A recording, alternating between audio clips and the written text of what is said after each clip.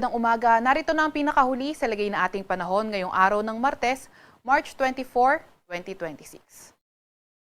Kahapon nga ay nagdeklara na ang ating ahensya ng end of amihan season. Kasabay nga rin nito yung simula ng warm and dry season. Gayunpaman, yung area sa Hilagang Luzon, posible pa rin makaranas ng northeasterly wind at kahit tayo ay nasa dry season na, ay posible pa rin yung mga bagyo na pumasok or mabuo sa ating Philippine Area of Responsibility. Kaya patuloy pa rin tayo mag-antabay sa mga ilalabas na update ng Pag-asa.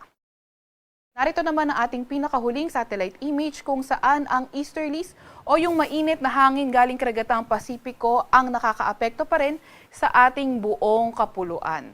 Wala rin naman tayong namomonitor na low pressure area or bagyo sa loob or malapit sa ating Philippine Area of Responsibility. Para naman sa lagay ng panahon ngayong araw, inaasahan nga natin ang fair weather condition sa Metro Manila at sa may buong Luzon. At gayon pa man, kahit fair weather, posible pa rin yung mga tsansa ng mga localized thunderstorms lalo na tuwing hapon at gabi. Yung mga kasamahan natin sa Regional Services Division patuloy na maglalabas ng mga thunderstorm advisory kung kinakailangan. Nakikita nga natin na by tomorrow, posibleng maging maulan sa lugar ng Albay at Sorsogon at pagdating naman ng Thursday ay posible na ang fair weather condition ulit sa buong lugar ng Luzon naman. Agwat ng temperatura ngayong araw sa Metro Manila ay 20 to 32 degrees Celsius. 14 to 24 degrees Celsius sa may Baguio, 23 to 31 degrees Celsius sa may Lawag, 22 to 33 degrees Celsius sa may Tugigaraw, 20 to 30 degrees Celsius sa may Tagaytay at 22 to 32 degrees Celsius naman sa may Legazpi. Agwat ng temperatura ngayong araw sa Puerto Princesa at Kalayaan Islands ay 24 to 32 degrees Celsius. Para naman sa lagay ng panahon ngayong araw sa Visayas at Mindanao, inaasahan nga natin na magiging maulan sa may northern at eastern Samar.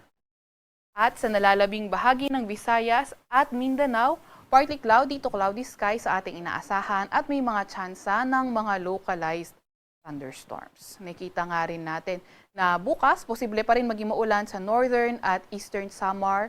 Pagdating ng Thursday naman ay posible maging maulan buong Eastern Samar at sa mga pinakasilangang bahagi ng Mindanao at pagdating ng Biyernes, posible na ulit yung fair weather sa buong Visayas at Mindanao. At may mga tsansa pa rin ito ng mga localized thunderstorms. Agwat ng temperatura ngayong araw sa Cebu at Iloilo ay 25 to 31 degrees Celsius. 24 to 31 degrees Celsius naman sa may Tacloban, 24 to 34 degrees Celsius sa may Zamboanga at Davao at 25 to 32 degrees Celsius naman sa may Cagayan de Oro. Update naman sa heat index kahapon.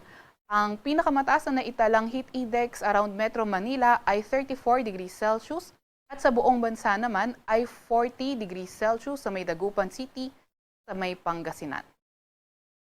Ngayong araw naman tinatayang pinakamataas na heat index sa Metro Manila ay 34 degrees Celsius at ang pinakamataas sa ating buong bansa ay 40 degrees Celsius sa may Dagupan City, Pangasinan. Iyan yung mga areas kung saan tayo may estasyon. Wala pa rin naman tayong nakataas na gale warning sa kahit anong dagat baybayin ng ating bansa. Sa Kalakang, Maynila, ang araw ay sisikat ng 5:58 ng umaga at lulubog ng 6:07 ng gabi.